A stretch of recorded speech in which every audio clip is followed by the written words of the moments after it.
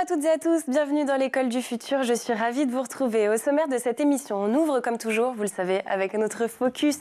Parce que bien utiliser les écrans, ça s'apprend en famille. Et au jour le jour, le Clémy vous propose un nouvel épisode de votre série préférée, La famille tout écran bien sûr. Et puis, on va parler argent aujourd'hui. Cette année, le Père Noël a peut-être déposé généreusement quelques billets sous le sapin pour vos enfants, de quoi réjouir les plus jeunes, qui s'imaginent déjà des kilos de sucreries, et les moins jeunes, des piles de vêtements. Mais alors, hors de question, vous vous dites, cette année, on épargne. Le problème, c'est que vous ne savez pas par où commencer. Alors, restez avec nous, puisque nous allons tenter de vous donner quelques pistes de réponse avec mon invité, Julide Ninec. Bonjour. Bonjour. Vous êtes fondatrice et CEO de Moneykeys. On va découvrir tout ça ensemble dans un instant, mais d'abord, place au focus.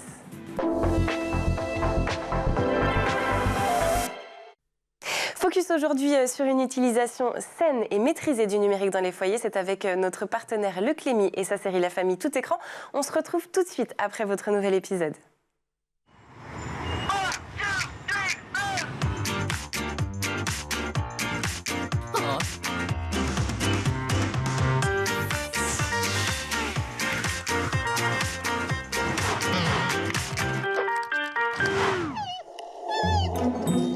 C'est génial, vous avez vu cette vidéo? C'est un panda qui fait du roller.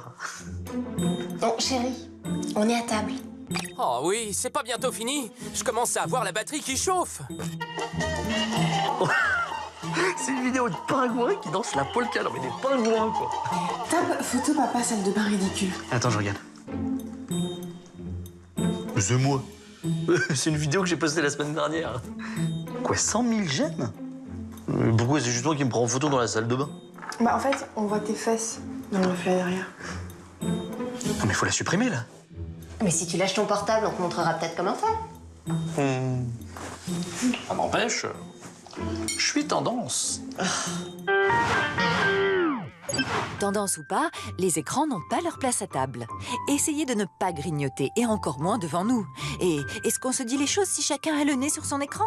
Alors ouvrez la porte, sortez, bougez, courez, dansez, faites des claquettes. Amusez-vous.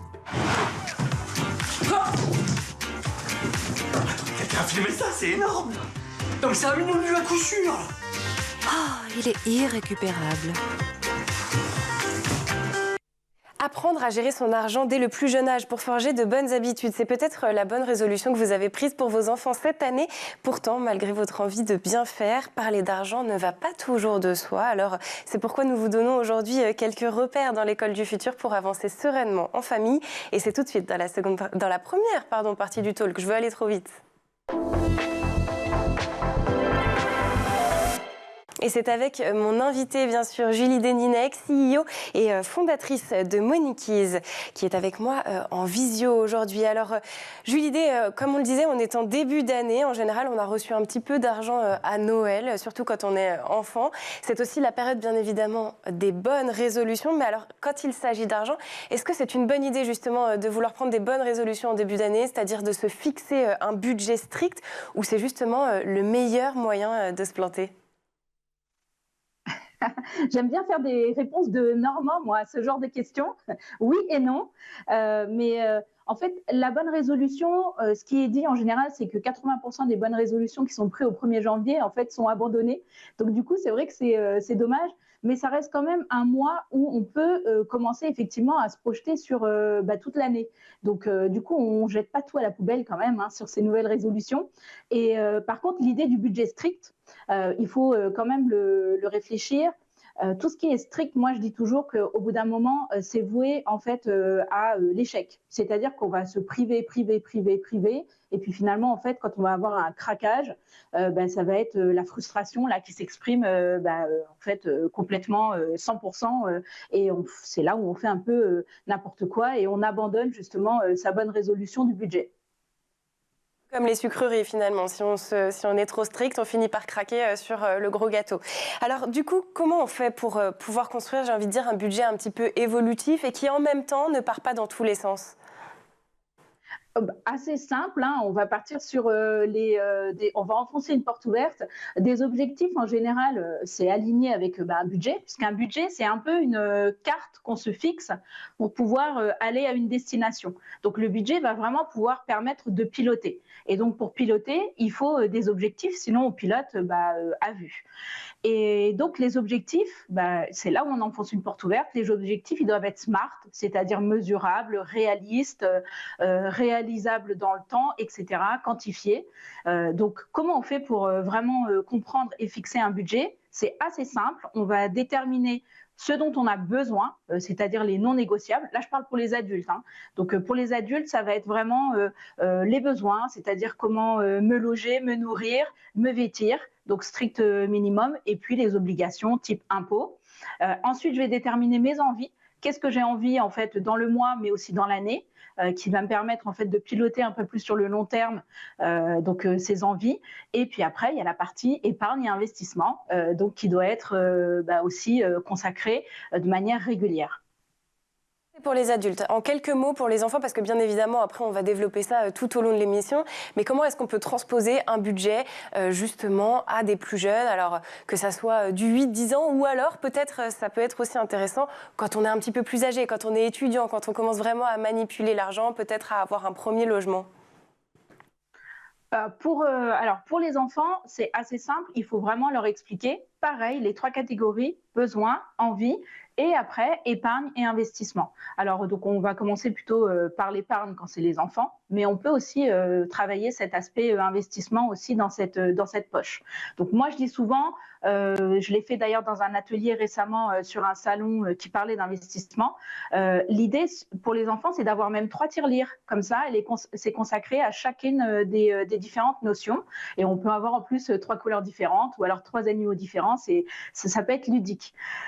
Pour les étudiants, du coup, là, c'est étudiants, on a les premiers chocs, hein, on va dire financiers, parce que du coup, on se retrouve souvent éloigné de sa famille, avec un loyer à payer, avec un budget aussi nourriture, un budget sortie, parce qu'il y a quand même les sorties dans la vie étudiante, et heureusement. Donc, du coup, là, il va falloir vraiment être assez réaliste et pouvoir quand même aussi profiter de la vie.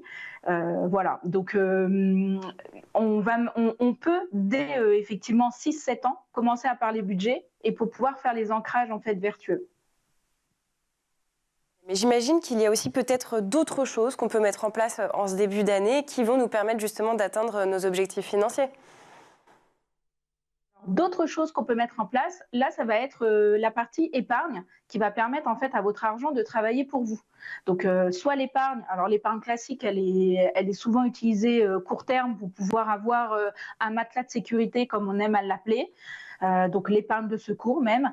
Donc celle-ci, elle ne rapporte pas grand-chose, mais elle est là et elle est vouée à être mobilisée sous 24 heures. Donc il faut en avoir. Pour les adultes, ça correspond à 3-4 mois de revenus mis de côté pour justement assurer à un moment si on a un coup dur, je ne sais pas, une voiture qui lâche, etc. Ou une chaudière, ça peut arriver. Et pour les investissements, donc on va être sur un plus long terme et donc voire à plus de 5 ans.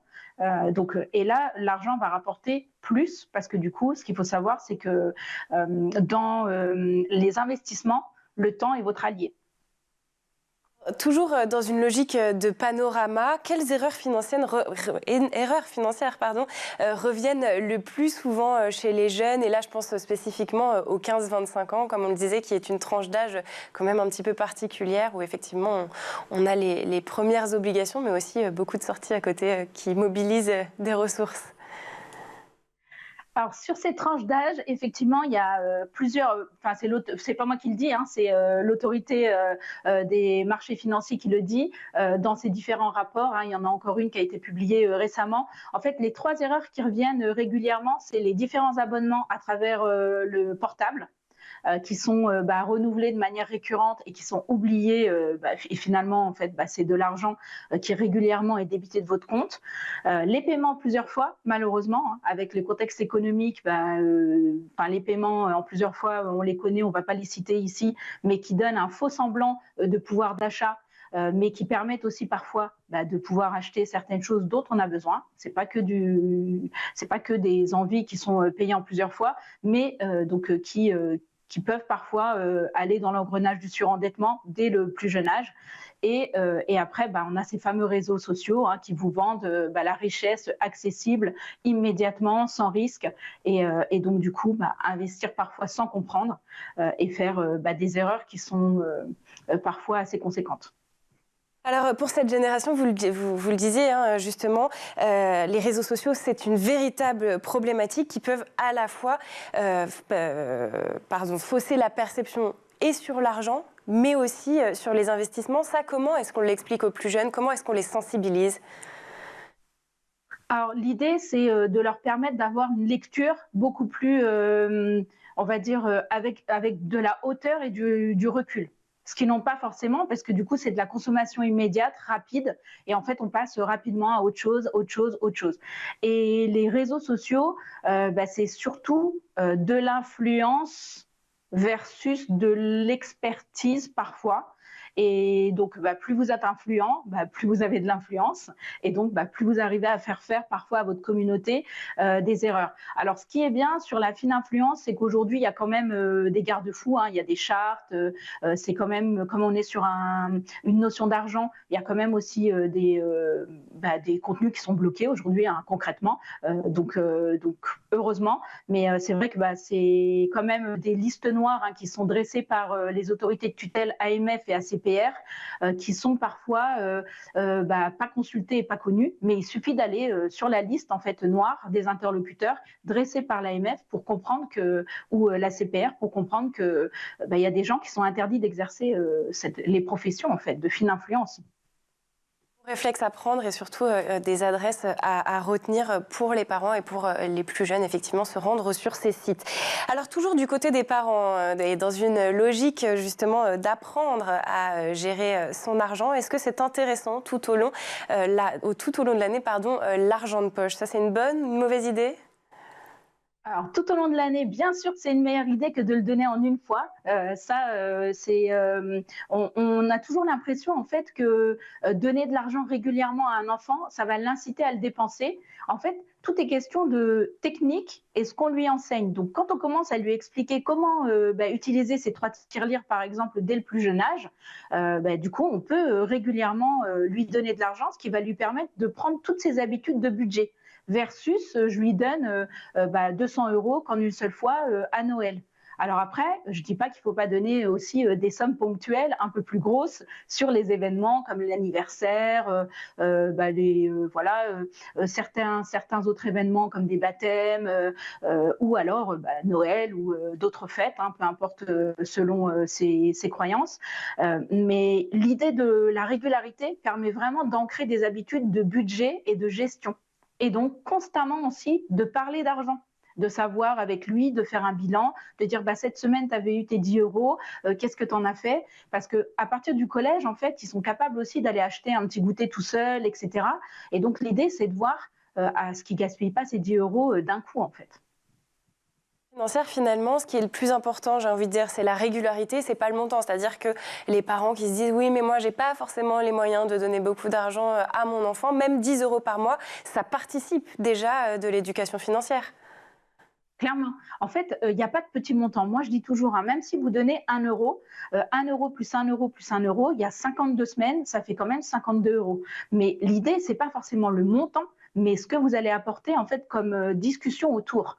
Puisque finalement, en fait, ce n'est pas l'argent et la somme qui est importante, mais plutôt les informations qu'on va donner et l'éducation financière qu'on va apporter. Allez, il est déjà temps de prendre une petite pause dans nos discussions. On va continuer bien évidemment à parler éducation financière avec vous, Julie D. Mais d'abord, je vous propose de faire un tour sur la planète tech. Images et vidéos, c'est la crème de la crème d'Internet. C'est la sélection très pointue de Dylan Kohler. Bring that ass back like a boom, boom, boom, boom.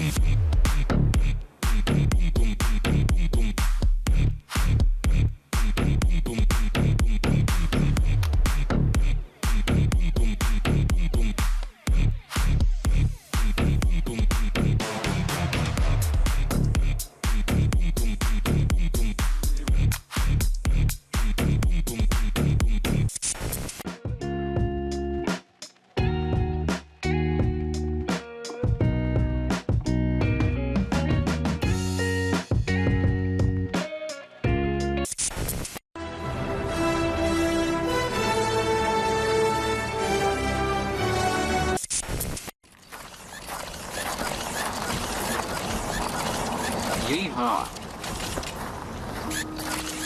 Your weapon, sir.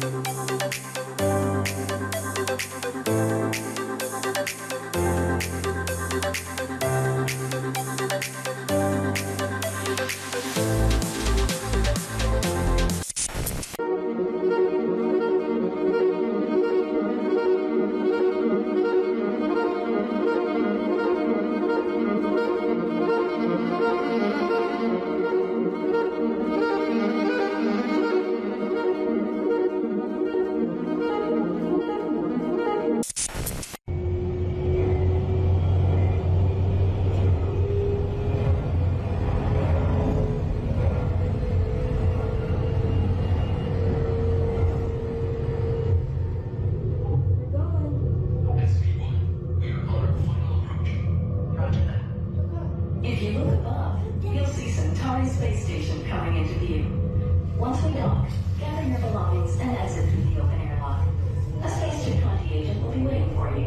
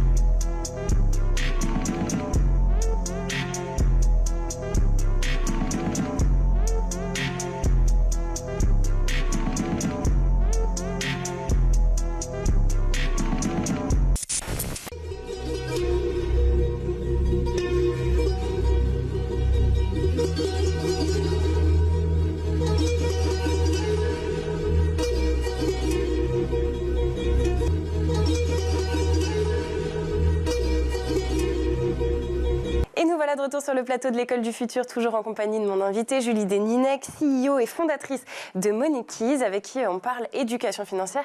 Et on ne va pas perdre un seul instant parce qu'on a encore plein de questions à lui poser. Et c'est tout de suite dans la seconde partie du talk.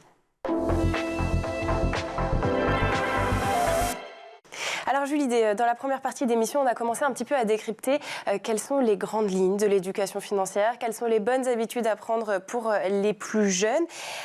Et j'y pense. Forcément, quand on parle d'éducation financière, l'une des choses les plus importantes finalement dans cet apprentissage, c'est aussi d'avoir un exemple. Alors, est-ce que les parents devraient être peut-être plus transparents? Parce qu'on sait qu'aujourd'hui, parler d'argent au quotidien, ça peut être, surtout avec les enfants, encore un petit peu mal perçu dans les familles, mais finalement, ça a son importance, ça. Super question, j'adore. En fait, l'argent, c'est tabou, clairement, que vous en ayez pas, que vous en gagnez beaucoup. En fait, on est tout le temps en train d'essayer de dissimuler, de ne pas en parler ou alors voilà, d'éluder le sujet. Alors ça, c'est, on va dire, au niveau social et un peu ancré, c'est dans nos cultures. Maintenant, au niveau familial, c'est exactement, il se produit exactement la même chose. C'est-à-dire, oh, mais je ne vais pas dire à mon enfant combien je gagne, je ne vais pas lui donner ces montants-là, il ne va pas comprendre, etc. Sauf que, en fait, déjà, les enfants, on a l'impression qu'ils n'écoutent pas pendant qu'on est en train de parler de choses d'adultes, mais en fait, ils entendent tout. Donc, plus on va être transparent sans forcément avoir cette obligation de donner tous les chiffres, mais en tout cas, d'avoir cette discussion autour de l'argent. Donc, lever le tabou de l'argent, c'est essentiel, parce que ça va permettre aussi à eux de comprendre que l'argent, ce n'est pas quelque chose de mauvais. Ça aussi, c'est des ancrages qui sont faits souvent, ou alors quelque chose d'inatteignable, ou alors quelque chose de trop facile. Donc, avoir cette discussion. Ensuite, l'idée, c'est à chaque fois, comme je le dis et comme je l'ai dit précédemment, en fait, c'est de leur apporter, à partir des différentes notions ou des éléments qu'on a abordés avec eux, des éléments qui peuvent après transposer dans le quotidien. Comment je fais pour acheter une voiture? Je compare les différentes options, etc. Alors, on lui dit peut-être pas le montant, mais on lui dit, voilà, cette voiture, je l'ai prise parce que, en rapport qualité-prix, elle était beaucoup plus abordable et dans le budget que je m'étais fixé. Donc, c'est ce type d'informations qu'on peut leur communiquer. Après, voilà, c'est pas non plus interdit de parler du budget vacances, par exemple. Ils vont pas non plus aller le divulguer à tous les copains. Si les copains savent que vous êtes allé en vacances à Miami sur un yacht avec je sais pas quel appartement vu sur Ocean Drive, à un moment, les copains, ils vont comprendre que c'était un petit peu un gros budget. Et après, j'imagine aussi qu'il peut être intéressant d'avoir des exercices. Là, effectivement, on parle de choses assez sympathiques, l'achat d'une voiture, les vacances. Mais il y a aussi des choses dont on ne parle pas du tout à l'école et qui peuvent nous handicaper dans le futur. Je pense par exemple aux fiches de paye, qui sont parfois très difficiles à décrypter et qui ont un véritable impact, bien évidemment, sur nos finances. Ça, c'est des exercices aussi qu'on peut peut-être mettre en place avec les plus jeunes. Clairement, alors on ne va pas prendre sa fiche de paye parce que, on l'a dit, chez nous, c'est tabou de parler de son salaire, même à son enfant. Donc, l'idée, c'est de leur expliquer les différentes catégories, comprendre qu'on part d'un salaire brut pour arriver à un salaire net et qu'est-ce qui se passe, en fait, les différentes étapes. Du coup, on n'est pas obligé de mettre des montants, ou on peut mettre des montants fictifs en face. Après, rien n'empêche quand même d'expliquer le salaire minimum en France à son enfant. Et après de décliner pour pouvoir expliquer combien ça revient à un SMIC brut et un SMIC net. Ensuite, ça peut être bien aussi d'expliquer la différence entre le salaire d'un salarié, en fait des revenus du salaire et les revenus d'autres types de revenus, que ce soit les revenus du travail de quelqu'un qui n'est pas salarié, donc d'un entrepreneur, d'un auto-entrepreneur ou alors même d'un dirigeant, parce que parfois les dirigeants ne sont pas salariés, et aussi les revenus du capital ou les revenus fonciers, donc revenus immobiliers.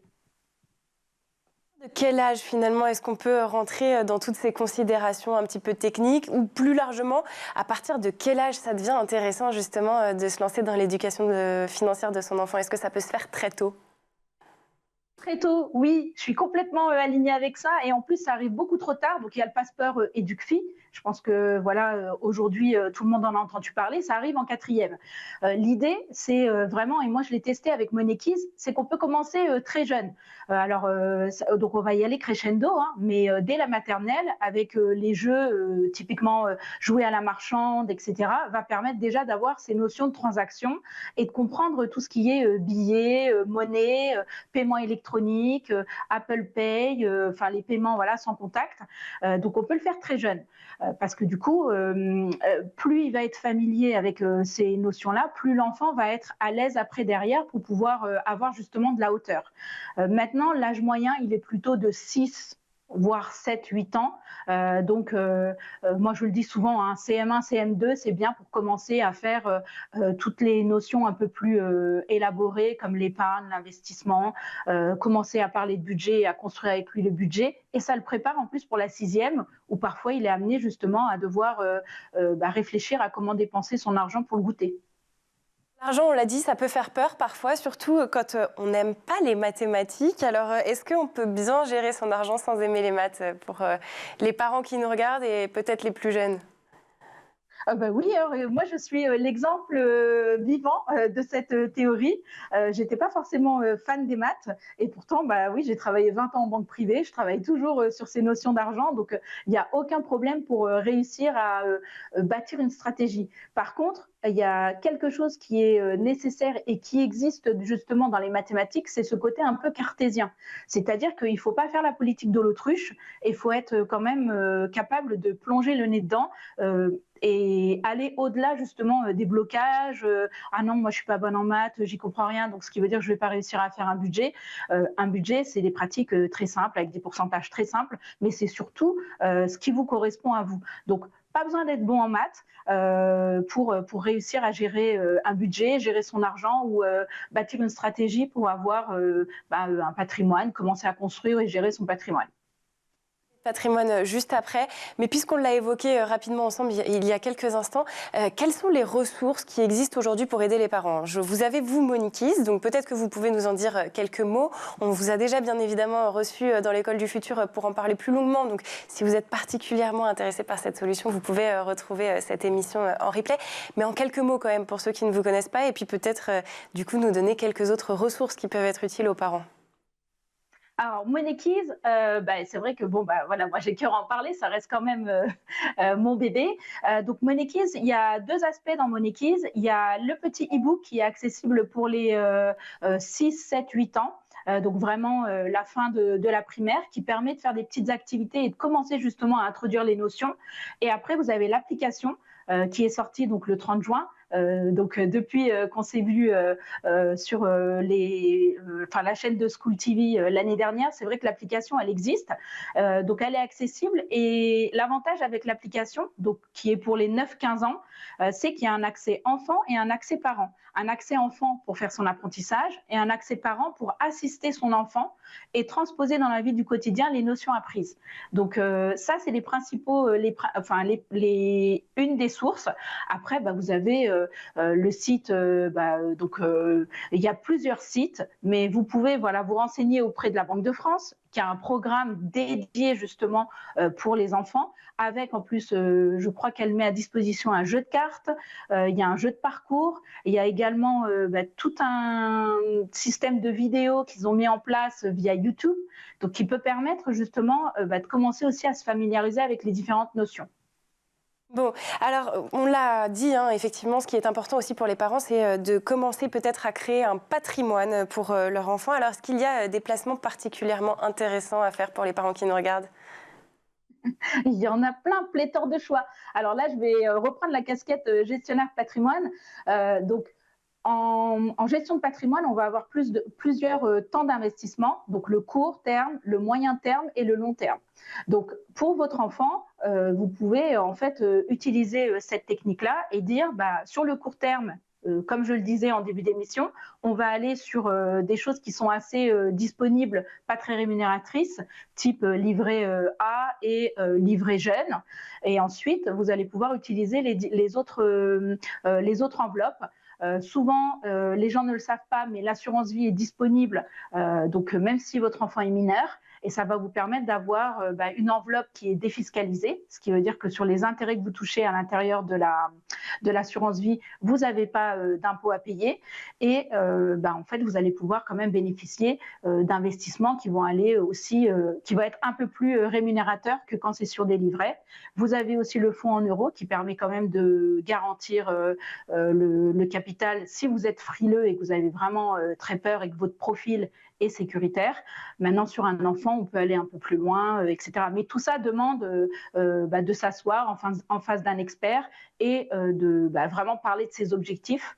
Mais alors, si on doit résumer, l'épargne à court terme, donc les livrets, l'épargne à long terme, on va aller vraiment sur de l'assurance vie. Vous pouvez aller sur des choses un peu différentes aussi, typiquement l'immobilier, mais là, on va aller dans du trop technique pour pouvoir expliquer de manière rapide. Mais il y a beaucoup de solutions, donc ne vous contentez pas que des livrets qui sont à votre disposition dans votre agence bancaire. Vous l'aurez compris, hein, après cette émission, vous n'avez plus d'excuses pour vous jeter à l'eau. Et on l'a compris aussi, le plus important finalement, c'est de discuter en famille, de ne pas avoir peur de se lancer dans l'éducation financière, et ce, dès le plus jeune âge. Et on retiendra aussi, pour les plus jeunes qui nous regardent, que les abonnements, les paiements plusieurs fois et également l'investissement via les réseaux sociaux peuvent être source de perte de revenus. Il faut y faire attention. Merci beaucoup, Julie Deninec, pour tous ces conseils et pour la clarté de vos explications. Merci aussi aux équipes en régie et à Benjamin Saillard d'avoir produit cette émission. Mais surtout, merci à vous de nous avoir suivis. On se retrouve dès demain à 12h30 sur School TV. D'ici là, portez-vous bien.